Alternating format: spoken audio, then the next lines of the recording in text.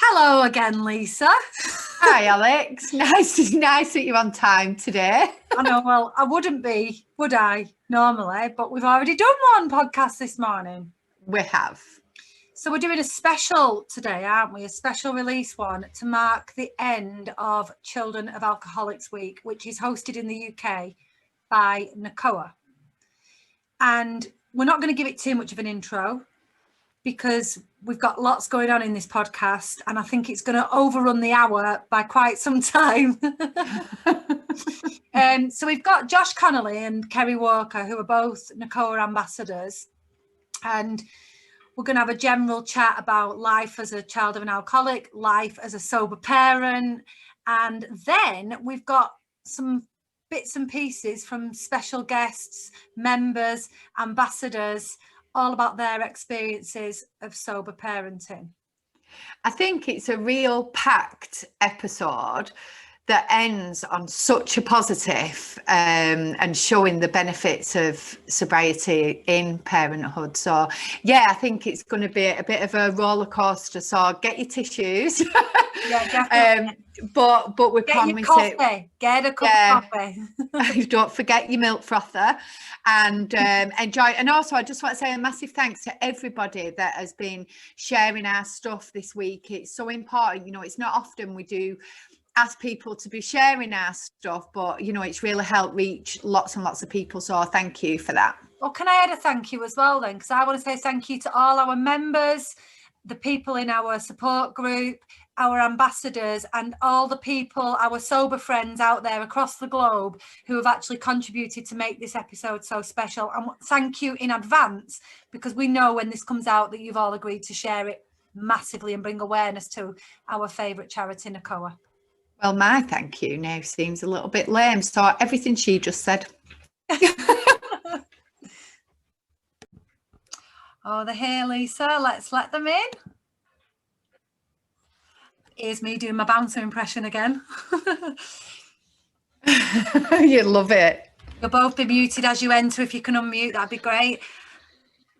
Hello, Josh. Hi. Ceri, you're fully sideways on, and I know I said sideways, but you're actually sideways on if you can turn. That's very strange. It is a bit strange. So should I go back that way? Oh, there you go. Now you're up the right way. How are you? How are you both? I'm good. I'm doing all right. Thanks. Yeah. Yeah. Yeah. Been a busy week, but good. Feeling good. And you, Ceri, are you good? Yeah. Having a bit of a crazy week because my son's bubbles closed at school, so I'm working next to him, which I've just realised he speaks every 5 seconds. So it's a bit mental. Good. No, I've just had a right do with mine before we set this off. It's like, you've been warned. Yeah, get out. No, we've been all day when we've been speaking to people, it's the same story, you know, like, oh, I'm finding it tough with the kids, I'm finding it tough with homeschooling. And it's all been based around what we're currently submerged in at the moment. There's no separation, is there, between home life and school life? And I think that's the thing for the kids.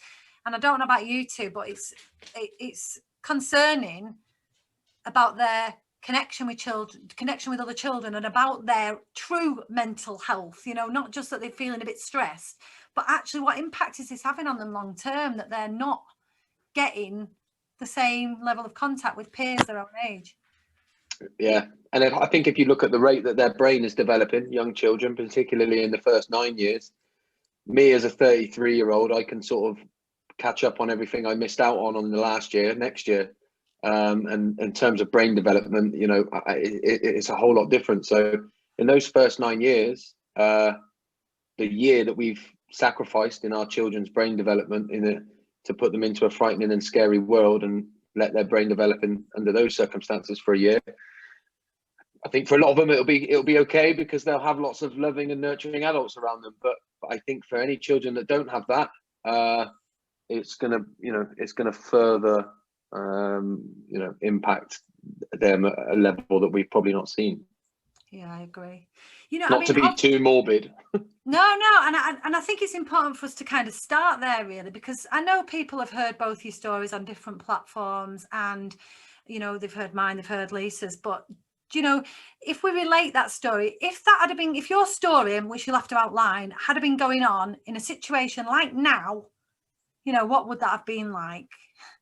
Can we start with you, Josh, with that question, just to like kind of summarize your story and then talk about a bit what it would have been like if it had been in lockdown? Yeah, well, look, I grew up, but my dad was an alcoholic, so he was, you know, sort of violent, angry, chaotic man, really. So I think school would have been respite, you know, and structure, some relief from not just the drinking, but the environment that you exist in when you're at home, right? I think if you speak to any COA, that they actually don't talk a great deal about the actual drinking. They talk about the environment that they existed in, right? And everything that goes with canoodling to keep the family secret, right? And I think when there's no end to that, there's no end in sight, and you're just thrown back in and amongst that environment, you know, I'd imagine the type of drinking that my dad was, that there would have been a lot of stocking up to save having to go out and getting it. And when there's more, you drink more. So it would have been awful. Would have been awful, and I'm sure it is for many kids now. Yeah. What's your take on that, Ceri? Well, I had two very different upbringings, because my mum was an alcoholic, but when she was really bad, my nana and granddad would sweep me away. So if I'd lived with her, it would have been horrendous. And like Josh said, there might have been stockpiling. Now, that would have been awful, because the drinking would have got earlier and earlier. Because I remember times where I'd hear the mattress lift up and it would be first thing in the morning with a can. So that would have been awful. And also, if she ran out, because when she was really bad, she couldn't leave the house to go and get it, then we would have got the side effects of stopping drinking, which with my mum, it was like being sick, hallucinating, loads of anger, and also violence from a stepdad. So if I'd lived with her, it would have been awful. But if I hadn't lived with her, that would have been awful too, because whenever I lived with my granddad, I just cried for my mum. So although I knew I shouldn't be with her, I wanted to be with her and I worried about her. So even if you kept me safe from that, it would have been as horrific in my head, because all the time I would have been thinking, what is she doing now? If she doesn't answer the phone, or that protection thing would have still been happening. It's such a difficult place, isn't it? And as a child, and you know, I keep talking about this more and more now, especially since meeting the two of you, that place of being afraid, being scared, being worried, being anxious, not knowing what to do, but wanting to protect them at all costs. You know, like, I've still not come to a full understanding of that. I know I haven't. I'm still trying to process that those two things can coexist. Yeah, I think the love I felt for my mum, the unconditional love, was as strong as the fear. So the two together just were so confusing, and they still are to me now. Some days I'm still very angry with her. Some days, God, I miss her. It is really hard to. I don't think you can get your head around it. I think as well, what you know, the main thing that you have to know is that in those initial years, right, we're completely dependent upon our parents. So it's not like it's not a desire. We don't desire to get our parents to love us. It's a biological innate need as a child in this world to attach to your parents. And so when your parents are the ones that are scaring you and frightening you, you literally only have one choice, and that is really to put it on yourself, to abandon yourself, and to try and find a way to make it work. And this is why people say children are resilient, and I say they're not naturally resilient. They're natural born survivors, and they'll adapt to the environment to make sure that they can find attachment to somebody that's going to look after them. And if the person that you're trying to attach to happens to be wrapped up in their own addiction, then it's yourself that's going to suffer. You have to do that, because you have an innate biological need to attach to that person. So that's, I think, where it becomes so confusing. And then what happens is, as we grow up and sort of start to get more of a rational brain, when we move past like 7, 8, 9 years old, then we can start to kind of rationalize things in a little bit of a different way. And I think that's why the teenage years and early adulthood is where you start to feel all the kind of mixed emotions. But before that, I think for most COAs, it's whatever has to happen in order for me to be able to try and seek love from my parent, then that's what will happen. And I think that's the most damaging. That's the most damaging part, really. That's the like long-lasting part. So what impact would you say it had on you as an adult then, you know, going through that as a child, and then what, you know, what impact, positive or negative, has that meant for you now as an adult, Josh? Well, look, I think most of the things that I struggle with can be traced back to the idea that in and of myself, I don't feel like I'm lovable. So, you know, self-love and the value in which I'm supposed to place in myself is something that's supposed to be installed in me in those initial years by normally two loving and nurturing adults that could show up for me. If they can't show up for me in order for me to gain the idea and to understand my value in the world and know that I am lovable just as I am, every single child should have the right to an adult that loves them when they're angry, sad, rageful, jealous, lonely, tired, moody, upset, happy, joyful, all of those range of emotions, and shown that you're lovable in all of them. Yeah. Then you'd grow up with the self-love and the knowing that that dependence upon your parent would breed enough independence in yourself to be able to become interdependent when you grow up. But the absence of that has meant that nearly all of my behaviors, everything that I do, is trying to seek some kind of validation for who I am. You know, I'm completely incapable of, well, not anymore. I have been in my life completely incapable of conveying my needs, even if it's as simple as sitting on a train, yeah, and somebody sitting next to me and taking up too much space. I can't just go, excuse me, can I just move my arm there? Yeah. I'll just sit cramped up against the window through a complete inability, and I might start trying to manipulate the situation, do a little bit of grunting and moving about, and then I'll start getting annoyed that they can't notice, when all I really need to do is convey my needs, right? So it kind of seeps into everything that I do. So when you ask, you know, positive and negative, for me, in a lot of ways, the answer is all of it. Yeah. I get it, and I can relate to that. To some degree, to me trying to get my needs met. I always find it so interesting to speak to you, Josh, because I don't really connect with being a child of an alcoholic, although alcohol was completely a normal thing in my life growing up, completely normal. I was surrounded by it. Then we got a pub, so everybody I knew, everybody I socialised with, everybody I spoke to drank, but it's not necessarily something that I've ever associated myself with. But every time I speak to you or hear you talk, I'm like, oh my God, I get that. I feel like that. I understand that. And I think not necessarily from just being brought up around alcoholics, I suppose. I had a pub, people used to come in, they used to be banging on the door at like 11 o'clock in the morning to get in. So I don't know why I'm so afraid of saying it.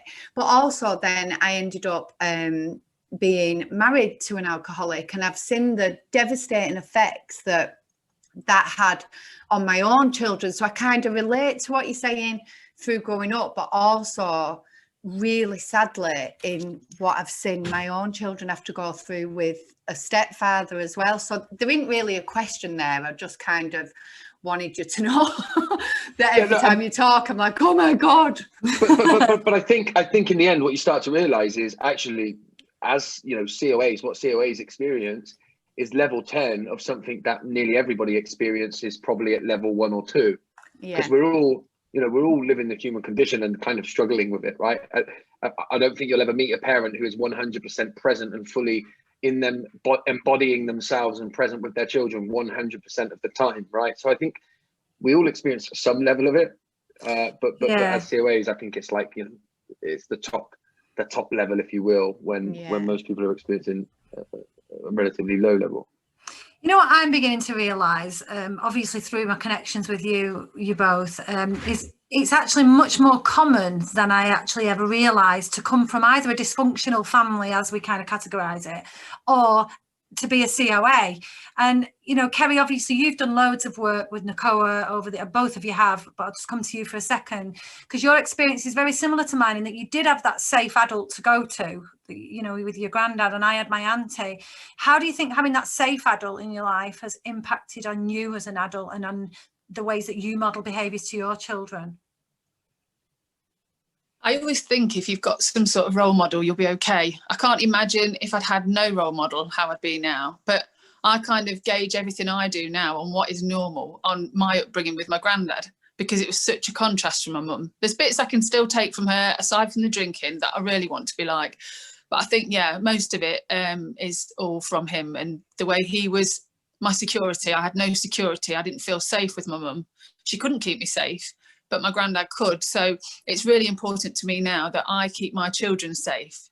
But my problem is that because I'm still quite traumatized, and I think I am, I think it's an ongoing thing for me, since I've had children, I will do something and I'll think that they're traumatized. So I'll do a little thing, I'll get something slightly wrong, and I'll think, oh, God, I've traumatized them. And I'll think they're thinking this now, but they're not, because they're not me, and they're not in the environment. They're safe, they're secure, they're happy. But I find it very hard to just accept where I am now. My anxiety is kind of still back there when I was young, and I have to be the perfect parent, and that's stressful because I always want to make sure that they're okay and they don't ever feel how I felt. So that's, yeah, hard. Sorry, I went on a tangent there. No, you didn't. It's really valid, that, actually, you know, to think that you're parenting from a traumatized perspective. It's like, you know, all the time you're thinking, well, what would that make me feel like? How would that, what if, you know, I've shouted at my children. Now I shout at my children occasionally, I get it wrong, and, you know, then I go and I say, I'm really sorry, I shouldn't have done that. They've not witnessed me being pinned up against a wall and dragged around, so that me shouting at them isn't going to have the same impact on when I was shouted at and thinking, oh, am I going to get pinned up and dragged around? You know, it's not. It's so valid. That it is valid. Parenting from as a COA is valid. Yeah, definitely, and I think it will resonate with everyone. It certainly resonates with me, and I do think the difference is that the difference is with us as parents. You know, you've just talked, Alex, about kind of shouting at your children, right? We all, you know, I say if you get it right 30% of the time, you're doing well. Yeah. So, but the difference is, I think the big difference is if I shout at my kids, when I do catch myself and I re-ground myself, I go back and I let them know that I was wrong, and that their feeling of being pissed off or whatever they are with me is very valid and very right. I grew up in, you know, most of us grew up in an environment where all that was trying to be swept under the carpet. So if I even voiced my opinion that I don't like it when you shout at me, it would be like, oh, stop being so silly, get on with it, right? And it would be me. So of course it would reaffirm that. But I think, you know, one of the best questions that we can ask ourselves all the time is, am I coming from a place of wounding, or am I coming from a place of like presence? And so much the ways that we perceive ourselves when we're coming from that, I know this is true for me, when I'm coming from a place of wounding, you know, you sort of wake up to that, and then rather than just thinking, right, I'm not going to come from the place of wounding anymore, you just deceive yourself in new ways so that you still come from it, right? And that's why I really resonate with what Ceri's talking about, because, you know, sometimes Leah, my wife, has to just say to me, Josh, we don't have to look for the meaning and kind of go deep, like they were being annoying, like, you know, they were being annoying and you snapped, you said sorry. Like, don't worry about it.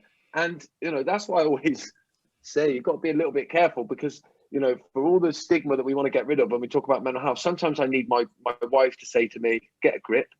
Like, do you know what I mean? So I can go, oh yeah, she's right. Like, I'm just, you know, trying to look for the deep spiritual meaning and how traumatized is my child going to be because I've snapped at them. Do you know what I mean? So yeah. It totally resonates. I get it as well. When you said earlier about, though, that you're not resilient, I've had so many friends that have said, like, I don't know, I moved my son's schools, we've moved house, and I moved house so much, and I moved school so much, and I'd be like, oh God, what's it going to do to him? And then she'd say, children are resilient, it's fine. I'm like, they're not. And I do believe that you've got to be careful that you don't, like, I don't know, I'm just a bit more sensitive to that, but too sensitive. Like, they are to a certain extent, but yeah, I do still worry too much. Again, the thing that I would say about that is that they have huge capacity to be resilient, and you could move a child's schools every month, right? And they would adapt. And if you were there with them, really present with them, validating every struggle that they had in it, you know, you are moving schools, this is different, I'm here with you, I understand that this might make you angry, that you might be annoyed, that of course you wouldn't want to move them schools, but the presence of yourself with them in that experience is what makes them resilient. Yeah. Take that away and move them schools every month. They can't comprehend what's going on. They don't have the rational brain that us adults have. So what will a child do? There's something wrong with me. I can't adapt, you know what I mean? So like, I think children have a huge capacity to be resilient because they're resourceful and they're adaptable.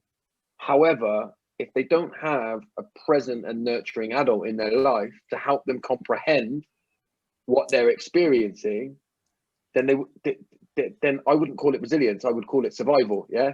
And that's why I've got loads of unhealthy coping mechanisms. Yeah.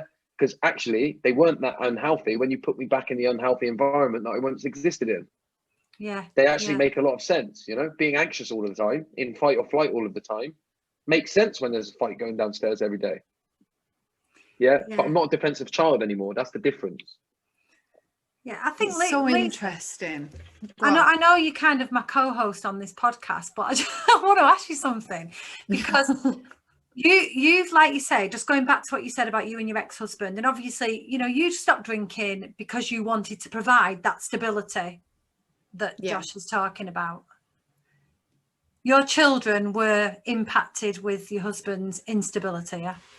Massively, yeah. And I don't think I ever realised this. And, you know, weirdly, I've stopped drinking. It's 2.5 years now. And this last week or two, it's been really on my mind, and things have kind of come to the surface, if you like. And it's little things like my children, before I met my ex-husband, our house was like the house where all the children came. The garden was full of children. They stopped over, they slept over. It was like a real fun place to be. And slowly over the years, I realised that my children's friends didn't knock on the door anymore. And the reason they didn't knock on the door anymore is because particularly my eldest daughter was so worried about what kind of mood he would be in if they did knock on the door. Like I remember once us coming home from a night out, and she was like 15, I think at the time, 14, 15. She had friends in the garden, normal kind of thing, a bit later. She shouldn't have really been doing it, but no biggie. And at the time, and it's all, I've only just remembered this week, he chased these like boys up the street, shouting and swearing, and oh God, she were absolutely devastated. And I remember the anxiousness of me being worried about what to say, or it was just awful. And so yeah, it massively affected my children. And when I realised I'd kind of started enabling, I'd started like saying to the children, oh, leave him, you know, he's had a tough week at work, let's leave him to his own space, or oh, we won't ask him if your friends can stop tonight, we'll wait another time. And that's kind of a big reason why I stopped drinking in the end, is because I was like, what? Every weekend's becoming about drinking. Every night is becoming about drinking. Like, what are my kids experiencing? And it did have effects on them. Yeah, massive, really. What, Ceri, you I don't know if I'm right here, actually. You don't class yourself as sober, do you? No. But you hardly drink. I'm half a lager girl. Yeah. It's really weird actually, because I was listening to, you know, Sober Dave was doing Instagram lives throughout January. I started watching them because I thought they were just really interesting to watch, and the more people went on and talked about their teenage years, I thought, God, I actually really had a problem in my teenage years, but I didn't know at the time because I thought all my mates were hanging around, were doing it as well.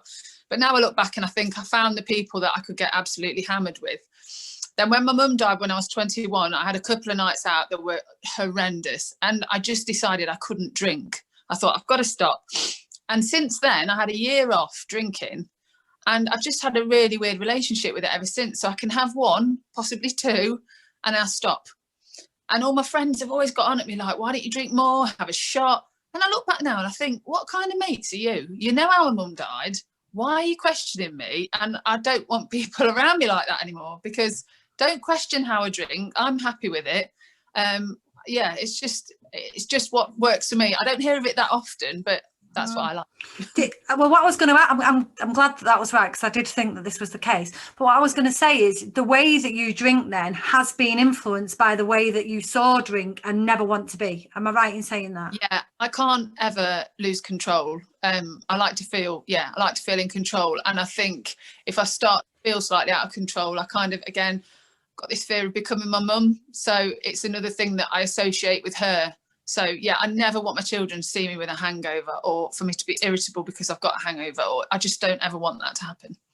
Yeah, and I think that's where we both came from. It was getting to the point of our children missing huge chunks of the weekend because either we were drinking, socializing and drinking, or recovering from a hangover. And it's that bit as well that I think that many people don't realize impacts the children. You know, I went to a parents' evening when my middle child was about 4 or 5, and you know, they write their weekend news, and I've said this before on podcasts, it's nothing new, but she'd written, I sat on my mummy's bedroom floor eating sweets while she was asleep. And I know that would have been a hangover. Like, it makes me cringe now to think that, oh, I did that, that's how I was. And I'm so glad I stopped to allow me to be present, because that's where I was heading. I was heading the same way as my parent, you know, down that road. And you, Josh, you stopped, haven't you, drinking for a lot of years now? Yeah, it'd be nine years this year. So I stopped in 2012, drinking and using drugs. Did you have children before? You did have children before, didn't you? Yeah, my eldest was 6 when I quit drinking. So yeah, I mean, look, their mental health in their life today is still impacted by the initial years of my drinking. There's no two ways about that.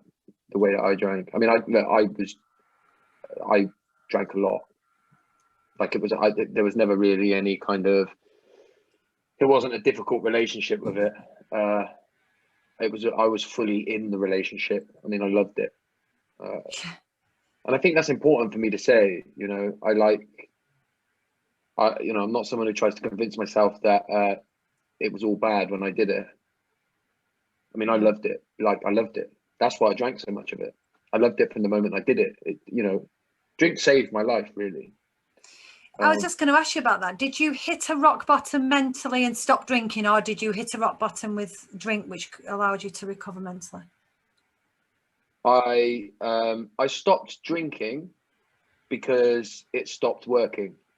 That's probably the simplest answer. I stopped drinking because even when I was drunk, I was as miserable as, I realized I was as miserable, even more miserable than when I wasn't drunk. If you want to talk about a rock bottom, I had that about 9 months into being sober. Yeah, so I was like 9 months without alcohol and drugs, and that's when I planned to take my own life. Alcohol was never my problem. Never my problem. Alcohol was an attempt at a solution. Alcohol was a reaction to my problem. You know, my life didn't get better when I stopped drinking. My life got worse. That's just, you know, and that's why I love what you do with the sober community stuff, because you know, I was 24 years old, and I did not know another 24-year-old that wasn't drinking. I was 24, had a failed marriage, 4 kids, and I was an alcoholic. I didn't envisage much future for myself, if I was honest. I'm honest with you. And you know, the reality is that you know, I took away drink, and now I had no way to deal with how I felt, you know, and I was just left with it, and I couldn't deal with it. I couldn't deal with the ways that I felt without alcohol, which is why I drank, because I couldn't deal with how I felt. So, right, you might not be able to answer this. It might just be more of a discussion point. If we think then about, you know, the people that we're trying to reach, the people that we want to support through the work that we're doing with Nacoa, whether they be children or adult children, or even the parents themselves, to recognise that this is an issue. Like, you know, what do those people do? How can we support them? You're stuck in this household, they're children, they're vulnerable, or they're adults who've gone through all this. You know, what can Nacoa do to support them, and what can we do? What's your opinion on that? But the main thing that I say to anybody is to focus on yourself and your own well-being, right? I think this is why community is so important, and because the person who can help somebody who's trapped in addiction the least are the people that are in loving relationships with them, be it husband, wife, children, or close family, right? They're the ones who can't help. And in fact, their attempt at help often becomes part of the problem. And so I think the best thing, if you know somebody that's trapped in addiction, that you can do for them is to start laying boundaries and putting yourself first and looking after your own well-being and not abandoning yourself anymore in order for them to feel okay. I mean, Lisa, you talked a little bit about how, you know, with your ex-partner, how it started going down the route of you and the kids start changing your life. Yeah. So that he gets to carry on in a way. Let's avoid him. Let's not upset him, right? Let's do this. Let's build our lives around our fear of the person and their addiction. Yeah. And of course, I'm not a big fan of the word enabling, because actually I just think in and of itself, it's actually part of the addiction. You are just trapped in part of the addiction.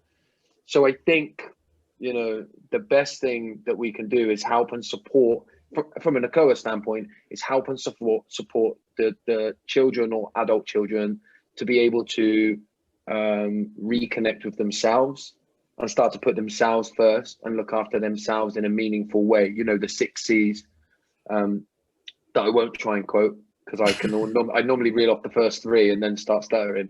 But you know, focusing on that person's health and well-being in that way, I think is like almost the only thing that we can do. I don't know, Ceri, what would you might be able to articulate it more as well?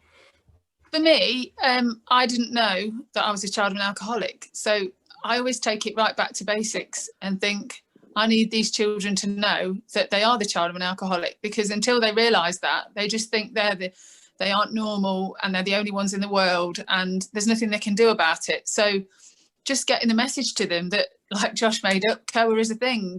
You're not alone and we're here. And to give you whatever support you want, you don't have to speak out. Like, that's the scariest thing ever. I would never have spoken out about my mum, not for a long time anyway, not without a lot of trust, but to know that I could look on message boards or call the helpline or just to read one. I can remember the first time I read the first story on the website, just like, what? How are you the same as me? How is this possible that I'm not the only one in the world that's gone through this? Yeah. I think I did know, you know. I think I've been giving this thought. I don't know if it was you that asked me about it, Ceri, but I think I did know I was a child of an alcoholic, but became completely disassociated from that identity. So I wouldn't say it was so much that I didn't know I was there. I didn't think I needed help. Do you find that? You hear that all the time, just people saying, yeah, my parent drank, but I don't think I was a child of an alcoholic. It was just normal. But then the more you get to know them and they hear more about Nacoa, they're like, oh, actually, I do feel like that. Yeah, that did happen. Oh, maybe I do. Yeah. It's a And I think weird there's a one. lot. Well, I mean, if you imagine reaching your adulthood and fully admitting yourself the truth at 18 years old, say, right, hypothetically speaking, my dad was an alcoholic and we never really had a proper relationship. That is, you know, it's towards your adulthood that you would start to be able to digest that and actually understand that at any kind of level. And then it's too late. So why would you start to admit it to yourself? Let's leave it over there. Yeah, let's carry on with the narrative that it weren't that bad, that people have it way worse. We always do that, don't we? Yeah, You know, definitely. you know, people have it way worse than me. It was bad, maybe, but you know, people have it way worse than me. And then let me get busy doing the things that I need to do in order for me to feel okay. Drink alcohol, I don't know, count my calories, eat too much ice cream, whatever it may be. Let me get busy doing that and keep the nice kind of idea of my childhood, keep that narrative, and use every kind of external thing that I can to push down my truth. And I think what we do that, and most of us reach a certain age, be it mid, late 20s, early 30s, 40s, whenever it is, where we can't keep it up anymore. And the drink stops working or whatever it is, and it comes out. And then we got no choice but to face it. And I guess that comes back to what you were saying about the resilience, because I always thought I was an incredibly resilient and strong child. But actually, when life's problems, which everybody has, did get me down, they got me down. You know, like I didn't have the coping skills to deal with normal life events. And I guess that's where it dawns on people that, oh my God, this has come from a traumatic childhood. Yeah.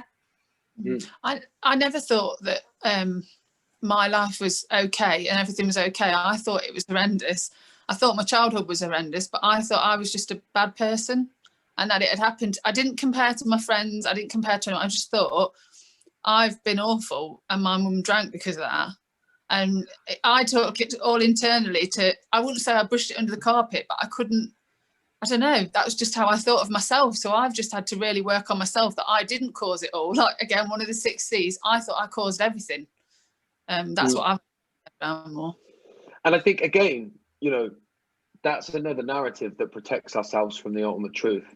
Yeah, it is, isn't it? Yeah. That you know, in your case, I don't want to sort of tell your story, Ceri, but in your case, your mum had a problem and was, for many different reasons, unable to kind of be there in the way a more healthy mother might have been. You know, a more healthy is wrong terminology, but you know what I mean? And so I made out that it wasn't that bad because that was better than dealing with the truth that my dad was incapable of forming a loving relationship with me in the way in which I needed it and wanted it. So I think, like, the levels of deceit that we kind of tell ourselves, whether you know, lots of people are like Ceri, they turn it in and say it must have been my fault, it must have been something with me. I went to avoidance. No, there's nothing to see here. It's not that fine. Give me another beer. Let me, you know, I'm not angry. I'm fighting at football every week. I'm not angry about my childhood. Yeah, I'm in a fight left, right, and centre, right? Because it's you know, it becomes my tactic was avoidance. So I think, you know, what tends to happen is we form some level of deceit to protect ourselves from the ultimate truth, because the ultimate truth is, in essence, too painful to bear, you know? Yeah, so it was never our parent to blame, but actually it was our parent to blame, but we couldn't cope with, again, that feeling of being unlovable and rejected. Yeah. How can you comprehend that as a child? You can't. No. But what you can Especially do is blame when you don't know yourself. any different. Yeah. Exactly. And You then know, also, that's if you your blame normal. yourself, you can get busy trying to get better. So then you get control. I can't control my dad's drinking, but what I can control is how hard I try at school, or how funny I am when everybody's over. Yeah, I can control that stuff and try and be good enough. You know, so of course it makes sense. Makes sense that we go like that. Makes perfect sense, really, when you hear our stories. Yeah. You know what I'd love to ask you, because I know a lot of parents listen to our podcast, mums in particular, and they might be sat there listening now thinking, oh my God, my poor child, this is what I've put them through. I've now stopped drinking, but my children are suffering the effects. What can they do to help their children now? Well, for me, I wish my mum had just said that she had a problem. She never said it. It was always in my head. I was like, is it actually happening? I'm finding cans everywhere, but it's not even real. So I could never accept how I was feeling. And I was always trying to fight it off, because in my head, was it actually happening? So be honest, start being honest, start having those conversations and giving your child space to have all these emotions. I wish I could have said, like, I'm really scared. Am I going to go to school and you're going to come and embarrass me today? Have you really stopped drinking? Just, yeah, be honest. Yeah, I think that is like the key element, is to get present with your kids. I would say to any parent, your kids know everything. Yeah. Whether you like it or not, you can pretend they don't if you don't want to. They actually know more than you're willing to admit. So what I would say to any parent is, the best thing that you can do for your kids is work on yourself, to start to understand the sessions, the moments and stuff that you avoid. Over the last 9 years, I mean, I'll tell you a story about my son, actually. This was like probably 2 years ago now. So I'd stopped drinking, you know, I'm very open with my kids about drinking. The journey didn't stop there for me. I didn't stop drinking, and then 6 months later, I was the perfect parent. Yeah. For a while, I was just the same dad, but I didn't drink. I'd imagine there were times where my kids thought, have a drink. And, you know, I say that in sort of a little bit of jest, but also in truth, because they would have probably thought, you're so uptight, you're so incapable of being present with us. At least when you had a drink, we knew where we were at, right? Yeah. So then I had to do like a lot of work. And then I remember I was having a real difficulty with my son. Our relationship was really strained. It was really, really difficult. You know, we were having lots of arguments. I thought there's something wrong with him. He's playing up a lot. He's got some issues going down here.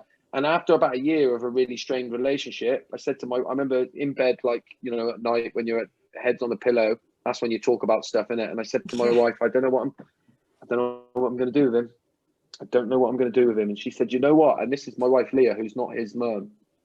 She said, he's not the problem. You're the problem. And what had happened is my son, who's very much like me, he was piercing through every single different coping mechanism I had from my own kind of sensitivity. And he was taking me back to feeling really exposed. And what was happening was he was picking up on my sensitivity, acting it out. Yeah. And I'm going for all these different things. How do I change him? How do I put structures in place for him? And what I needed to do is stop looking at him and start looking at myself. Yeah. And asking myself, why am I showing up to this relationship in this way? It is never, ever my children's duty to reconcile their relationship with me. It's down to me. He's looking to me. Whatever he's doing, he's acting out or trying to communicate something to me. And it's down to me to find a way to be present enough to be able to be with him in that and understand that. And I can tell you our relationship changed almost overnight. Actually, that's unrealistic. But yeah, it began to move in the right direction overnight, because I started to look, when I got angry with him, I started to question, why am I so triggered in this moment? What is it? Maybe it's I'm trying to escape into my phone and he knows I'm stressed and he ain't got enough because he's only 8, 9 years old. He can't find it in him to say, Dad, stop looking at your phone and come and chuck this ball with me or kick this ball with me. So he just hangs around me being what I see as annoying. Because why is he annoying? Because he's trying to get me to be present and be with him. So I can shout at him and get annoyed with him and say he's playing up, or I can go, let me look at myself and and question myself in this relationship. And that takes like a level of humility, because you've got to look at yourself. You've got to have a lot of compassion for yourself, because as soon as you wake up to that, you'll realize you do it every half an hour. Yeah, apart from when I hide in the office during the day. I think every parent needs to hear that, whether they were a drinking parent, a non-drinking parent, just every single parent needs to hear that, Josh. You're so right.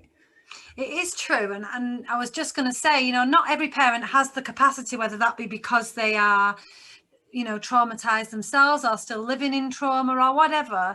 So, you know, that I guess is where the twofold work needs to be done, isn't it? The work on the parents, but also the support for the children. And if an adult hasn't got the capacity to support their child, even if they're sober and no longer drinking, should that child go to Nacoa? Should that child go and seek help with the parents' advice, with the parents' help? Can they put them in touch? Absolutely. Yeah. I mean, I've not been on the helpline. Ceri, have you been on the helpline or the message board? So do we know, do they get, because I'm not on the helpline, and I know you're not on the helpline, Josh, but and you're not, Lisa. We're all useless, really. Don't know what we're here for. I've worked on the email. I've worked on the email helpline. So do you get children, and I'm talking about under 18-year-olds here, whose parents are sober, who are seeking support still? Yes. Yeah, people do. Yeah. People do phone up when parents have got sober. And I think it's a really important thing to highlight as well, because actually it can be a really, really difficult time for children, not least because they'll be playing a certain role within the family. And when the parent goes and gets sober, they normally come back and snatch that role straight back. Yeah. Yeah. Yeah. So if you're the carer within the house, if I'm the one who gets the kids, gets my little brother and sister, and I'm making this up, gets my little brother and sister dressed every morning, I'm the one that feeds them, I'm the one that makes sure that they're okay, cuddles them, puts them to bed, and all I want in the world is just for my mum to stop drinking. Yeah. And every day I wake up and hope today's going to be the day. And then one day mum goes and gets sober, right? Comes home the next day, is completely not drinking anymore, is all high on being sober, starts putting all the kids to bed, starts making all of the dinner, and all of a sudden I start thinking I want mum to drink again, and I've got no idea why. And it's because and what do I think, by the way, in that situation? I must be a horrible person. Oh my God, I'm horrible. I want my mum. All I've wanted is for her to stop, and now I want her to drink again. And it's because I don't realize that the role, my very existence in the world has been snatched back from me by the very person who I wanted to stop drinking. So, you know, if you happen to be the carer in that kind of way, yeah, if sobriety happens, this is why I talk about family recovery, family healing. If you need to recover from your drinking, your children do. With you. Yeah, because they were part of the family struggle. And that goes back to what Ceri was saying, doesn't it, about, you know, talking to your children and being honest and being open and having those conversations in a child appropriate way. I think the only thing that I ever want in life now is connection, because I missed it so much as a child. And with my children, if I haven't spent enough time with them that day, I'll make sure I'll get a game out or I'll do something with them. And I love doing journaling with them, anything where I can connect with them, because I missed it so much as a child. And I know when they haven't had enough connection, and like, especially in lockdown, I mean, I'm missing it. People aren't meant to be apart, are they? It's so important, especially now. So, because you can see their behaviour change. If my boy starts kicking off, I know that I haven't sat down with him that day and I've been too busy because I'm working all the time. And you've got to make that time, even if it's just 10 minutes of your day, to just sit on the floor with them and be with them, not thinking of anything else. And it's really hard at the moment, but it's really important. Yeah, I fully agree. So look, I mean, we are going to wrap up, but obviously this podcast goes out on the last day of COA week. So everything will have pretty much happened, and this is going out there. Like, you know, what should people be doing now? Preparing for next COA week, other events, you know, what can we do to get people involved? Any of you, both of you. Oh, go on then, I'll go. If this is going out on Friday, first thing I'd say is rest, breathe. That's normally what happens at the end of COA week, because it's normally so chaotic. I think it's just having these types of conversations, right? The worst thing about this whole situation when it comes to COAs is that there's no fix. You know, it's not like something's broken and let's raise some money and sort it out. A lot of these children are growing up in environments where there's not necessarily safeguarding issues. We can't whip them out, and that wouldn't be the best thing anyway, and all that kind of stuff. So let's have the conversations. And it comes back to what Ceri said, really, which is getting the message out there. Like when I was a child and I was at school, if I'd have seen a Nacoa poster at 9 years old, children of alcoholics, children affected by their parents drinking, I would have gone, oh my God, like this is a thing, that's me. That happened when I was 25 years old, after I'd blown my life to bits and ruined everybody's lives around me, right? If it had happened when I was 8 years old, things could have been different. So, you know, there's so much to be said for that, raising awareness and getting the message out there. So having these honest conversations, I guess, is what people should and can do. Yeah, I think that's great. I think people are scared of these conversations, aren't they? They actually really are, because of either themselves and being a parent or growing up. It's a scary conversation to have. So if we can make that a little bit easier and and like you said, Ceri, connection, they say that is the complete opposite of addiction, don't they? So connection, conversations, let's do it. Yeah, keep spreading the word. Get posters up in your local schools. Just keep letting people know that it's a thing, and be the adult that listens to the child. If you see a child struggling, everybody knows a COA, and just ask them if they're all right, but don't just ask them. I always remember George Freeman saying this. Don't just ask them, really ask them. Get down on their level and say, how are you? How are you really? I'm here anytime. Oh, it's such a valid point. Honestly, we could go on and we can't, but thank you both for your time. There's a load of contributions coming up from members and peers of the sober community, and at the end of this podcast, have a listen back, both of you, when you get a minute, because there's contributions from parents and the benefits that they found of being sober coming up. So thanks for both being on. Both. Thank you. Thank you. Thanks. Bye. Bye. Hi, my name's Mark. I've been sober for 16 years now. I am the child of an alcoholic, and obviously I have children that are themselves children of an alcoholic. So I have 4 daughters. And me stopping drinking, I see the importance of that. Well, I can't even begin to underestimate the importance of that. I feel like I've managed to throw a stick in the spokes of the repetitive spinning around of addiction through the generations of my family. I feel like, and I trust and I hope that I managed to show my girls that you can be happy, sad, have a laugh, batshit crazy, stupid, emotional, calm, hysterical, all those things without having a drink inside you. And as I often say to my girls, you know, try and make sure that alcohol in your life is a great and fantastically entertaining acquaintance, but not your best friend.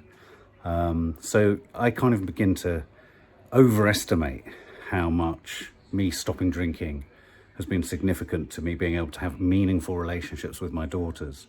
You know, my two youngest haven't really known me drunk at all. My two eldest have.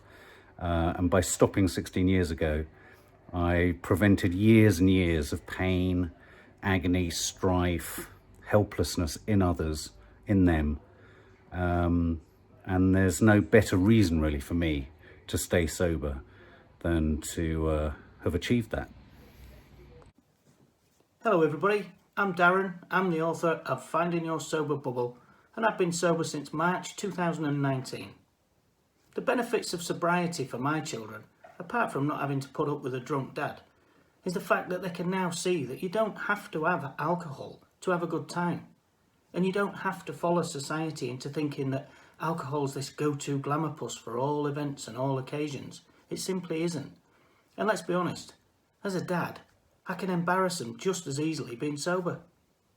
How's that? Take care.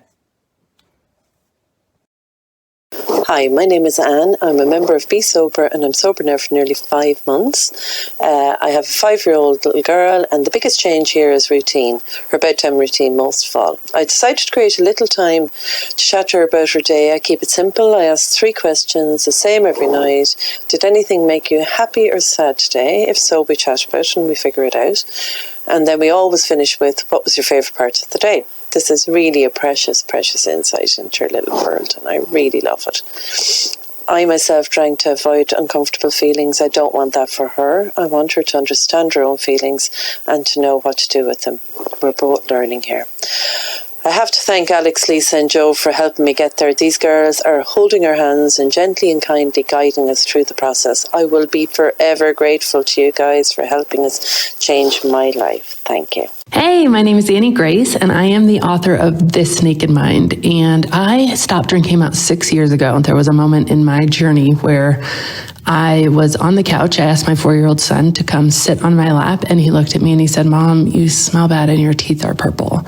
And he didn't want anything to do with me. And that was one of many moments in my drinking parenting journey that just cut deep and had me realize, really develop kind of 2 minds, what I call cognitive dissonance, of both wanting to drink because I believed it relaxed me and it helped me be a better mom. I actually thought it made me more present with my kids, and also wanted to stop drinking because I started to see some of the harms in my body, in my family, in my life. And it was a really painful time. And ultimately, I did find a way to stop drinking entirely.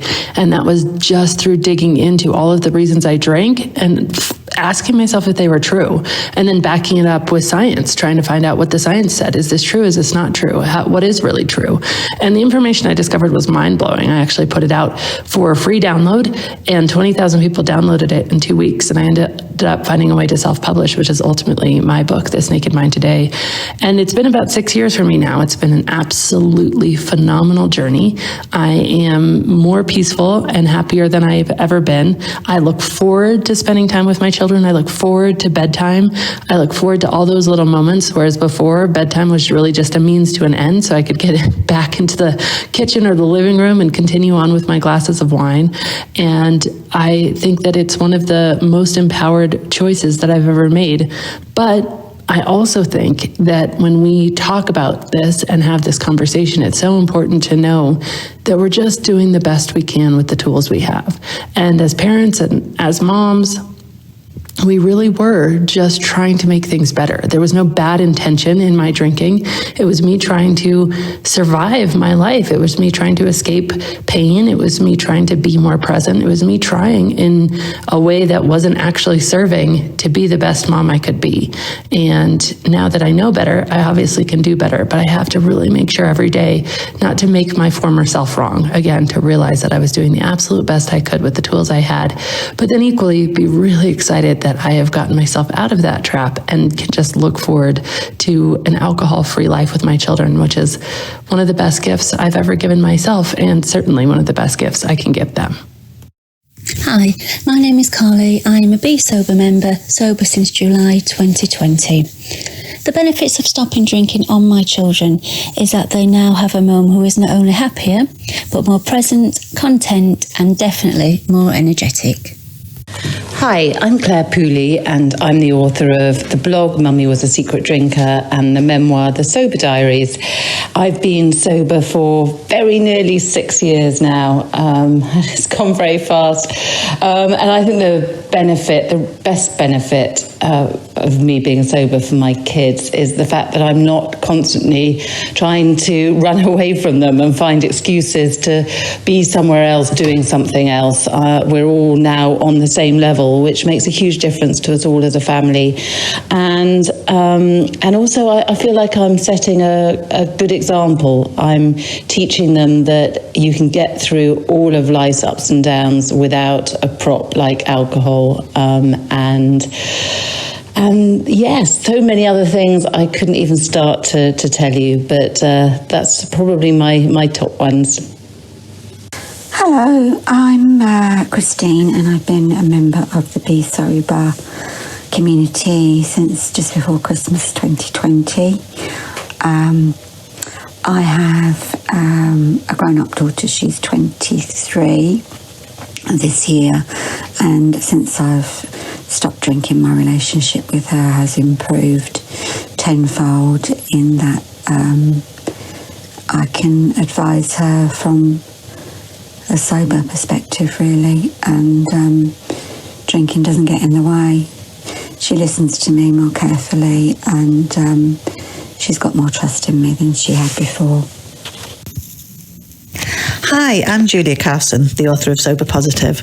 I've been a sober parent since February 2017. I think the biggest differences for me are I enjoy being a parent more, I am present as a parent more, and I have so much less guilt and shame around my parenting. I'm not saying my parenting's guilt-free, because I'm human and I'm a single mum and I'm torn in different directions all the time, but I don't feel shame about how I behave as a parent ever, and that has been pretty life-changing for me.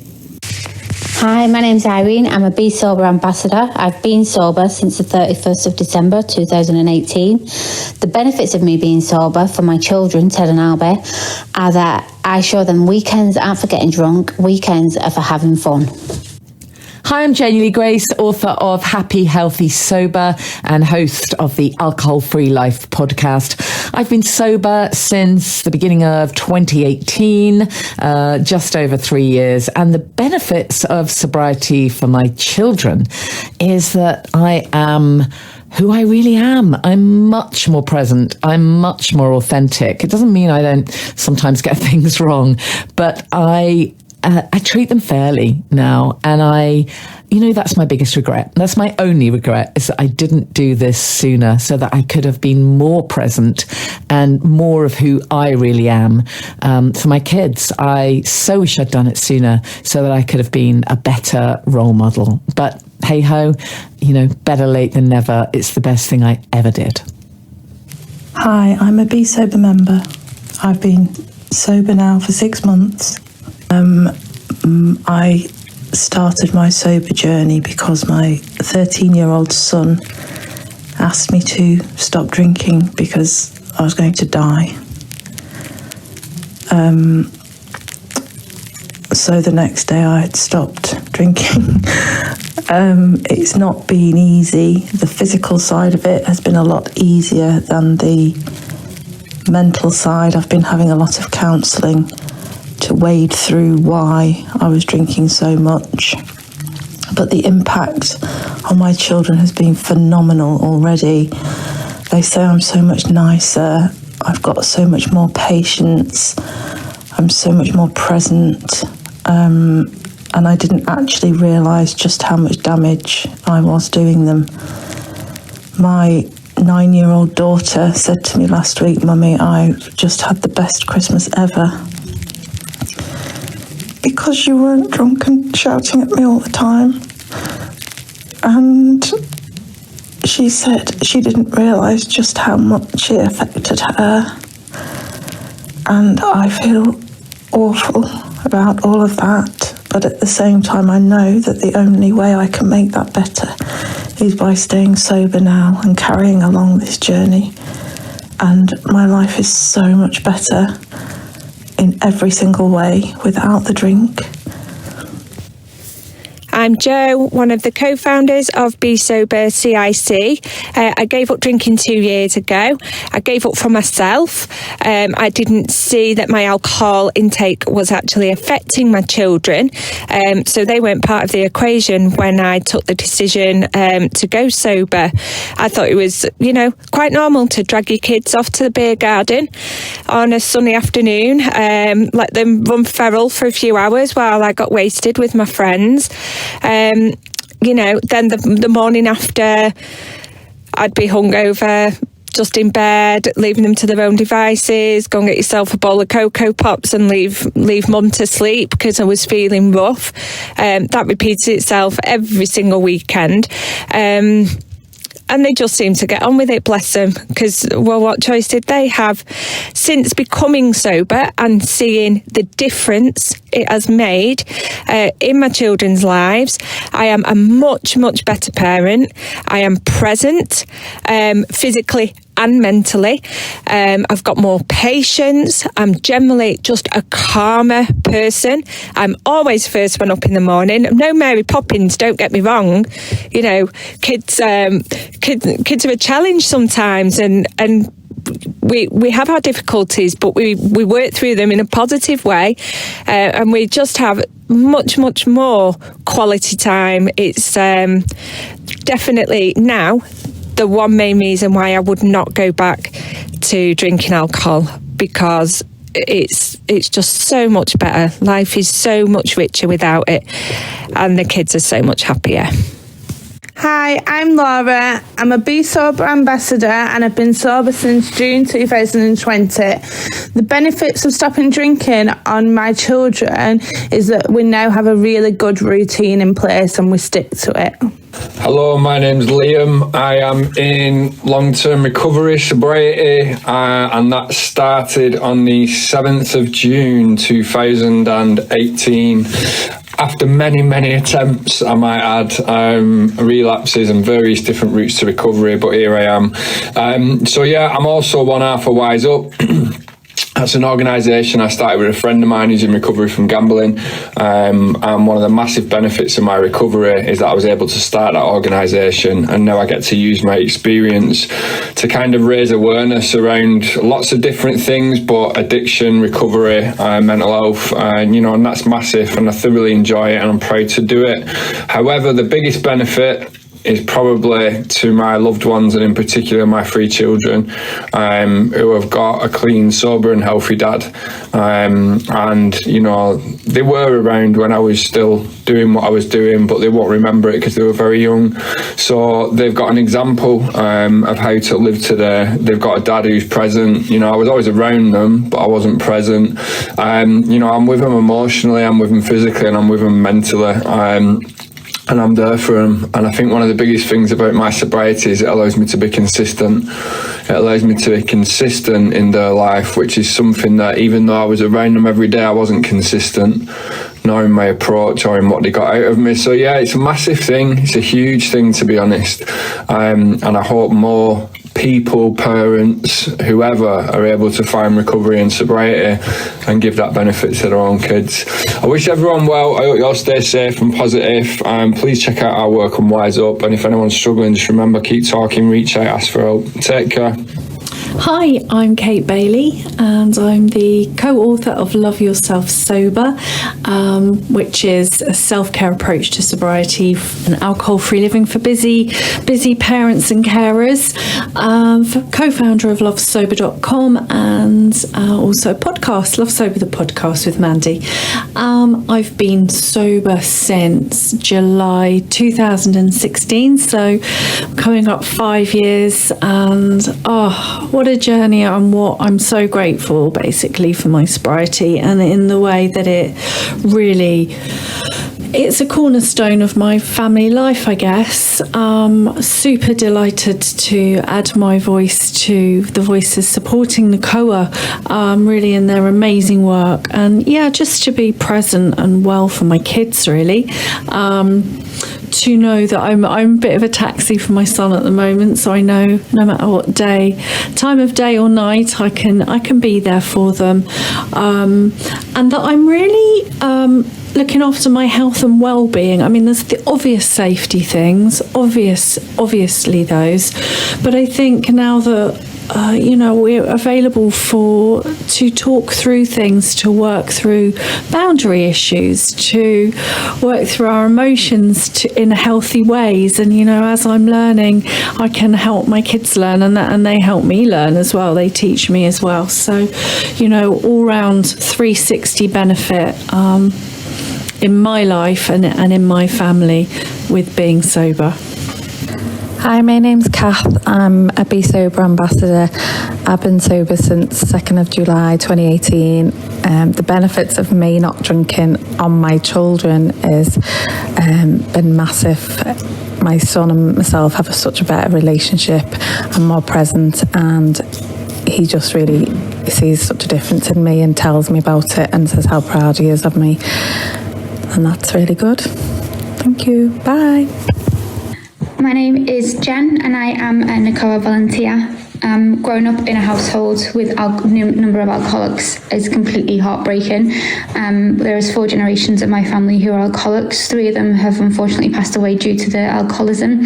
My mother is still an alcoholic today, and growing up in that environment completely destroyed my personality and damaged my upbringing. I decided to move away from that situation. Being the 5th generation, I decided myself I was going to be the full stop, so decided to stop drinking in January 2018, and I've been sober ever since. It's probably the best decision I ever made, and it's made me such a much more rounded, healthier person. I was able to focus on my career and my own development and work on my own self-esteem and confidence in life. It's completely changed my outlook and how I also want to be if we ever bring children into our family. What's up, Sober Nation? It is your friend. It is your pal. I am LC Curry. I am the founder and host of the Recovery Soul Food Podcast and Hope and Recovery Network. I am an author. I am a speaker. I am a video content creator, and I am a grateful sober person since April the 18th of 2013. My son was my inspiration and motivation for getting sober and going into recovery and getting really serious about healing my past traumas and what kept me running for that escape. So the way that getting sober and being in recovery, healing those past wounds, what all that did for my parenting was it gave my son great stability. He didn't have to worry that every time I walked out the door, whether I was coming back, whether I was going to be in jail, some institution, or whether he would never see me again. It gave me the ability to show him that healing is possible no matter what you've gone through in your life, that even though maybe you haven't had a perfect childhood, that you can make greatness out of what seems to be tragedy. I'm super proud of all that I've done as a parent in recovery, and I am just super honored and grateful that I got to be a parent and have my son. And trust me when I tell you that, we don't always get sober or clean for ourselves in the very beginning, and that was true for me. I didn't love myself. I didn't care about myself enough. But I did look at my son, and I desperately did not want him to pay for or repeat my tragedies. And so therefore, I'm so grateful. He got me up on days that I didn't want to get up and stay sober. He was my inspiration and my motivation. And even though parenting in recovery is not perfect, there's something that we know that maybe the rest of the world doesn't know. We know how to be accountable. We know how to go and talk to our kids, be accountable for what we've done, and change the behavior. That's what I love about being sober. And this is what I love about the sober experiment and Be Sober. So have an amazing day. Hi, my name's Katie Walker. I am an advanced certified EFT practitioner and collaborate with Jules Vandermeer. And we have developed sober programs, alcohol-free programs for the likes called Dry July, Sober October, Feb Fast.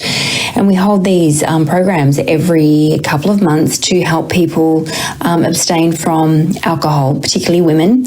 And I have been alcohol-free since July of 2020, so nearly 8 months, which is super exciting. And being alcohol-free or sober around my child has been amazing, just in terms of the connection, understanding, and presence, which I think is the most significant thing. I'm there fully present for her when she needs me.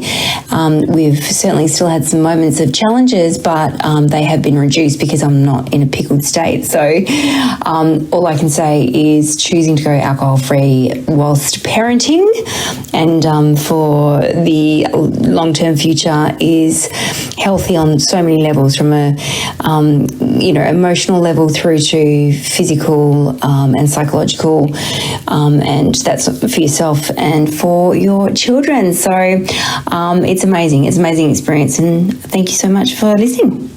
Hi, my name's Siobhan. I'm a Be Sober member, sober since the 22nd of November 2020. The benefits of stopping drinking on my children are being available for them, keeping the promises that I make. So if we can go somewhere, we go. I don't have a hangover, so we have to cancel, or I make up an excuse. Being able to pick them up, drop them off when they need it, instead of not being able to do it, or giving them a reason so that they can then tell their friends, oh, I can't make it, or I can't do this because it's interfering with my drinking. So just being an available mum, being there for my children, really important to me now. My name's Sean. I'm the co-founder of the sobriety brand Rock Sober. I've been sober 6 years now. And basically, when my children were growing up, I was always a drinker, but I never let that really get in the way of fatherhood. I absolutely loved being a dad to my two sons, and never let them down. Although I used to obviously suffer hangovers in the morning, I would always get them to their football training and football matches. I didn't think it was fair for them to suffer, and sadly my drinking kind of escalated over the years, and it was really at the point when they were teenagers that my drinking got hold of me, and they witnessed some bad behaviour from myself. They knew that I was going through it. For those that know my story, there were times when I was put in a cell for kind of bad behaviour whilst out drinking, and ultimately I felt ashamed, very shameful of all of that. But I think what they've learned from my mistakes is that obviously, drinking, you can be having a good time 1 minute and literally, within 60 seconds, your world can fall apart. And that did happen to me. Me and my brother being the other co-founder of Rock Sober, we always drank together and would always get in numerous scrapes, ending up in cells. But ultimately, where my children were affected, my alcoholism affected my work and it affected my marriage. I ended up breaking up with their mother, and we lost our house. So they did actually go through an awful lot. But I think now they respect that I'm sober and have been, as I say, for 6 years. And my relationship with them has really blossomed since I've stopped drinking. And I think the main lesson to them is that they are aware of the dangers of drink. They do drink, but they drink responsibly, and they totally respect my situation. So I think, it's a case of being really mindful around children. I do regret the past and kind kind of what I put them through. But very grateful that they've kind of always stood by me and respected that it was an illness and it was related to my mental health. So to anybody out there that does fear, what their drinking's doing to their family, it feels like it's okay 1 minute, but it can really all fall apart at the seams very, very quickly. So signing off, Sean from Rock Sober. Thanks for your time, guys, and love you all. Hi, I'm Lotta Dan, otherwise known as Mrs. D, author of Mrs. D is Going Without and The Wine O'Clock Myth. I've been sober since September 2011. The benefit of my sobriety for my children, I have 3 sons, is that I'm just fully present for them any time of the day or night. And I'm modelling to them being a fully fledged emotional human being. And that sometimes means mum gets a bit teary or grumpy, but that's the way life is. And I just love that I'm modelling being a really down-to-earth, grounded, emotional woman.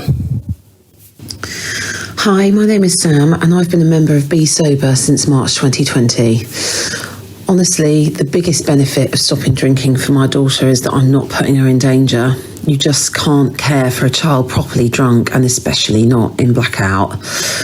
Also, though, no hangovers mean I have so much more energy, and I put a lot of that energy into her. I have a lot less mum guilt.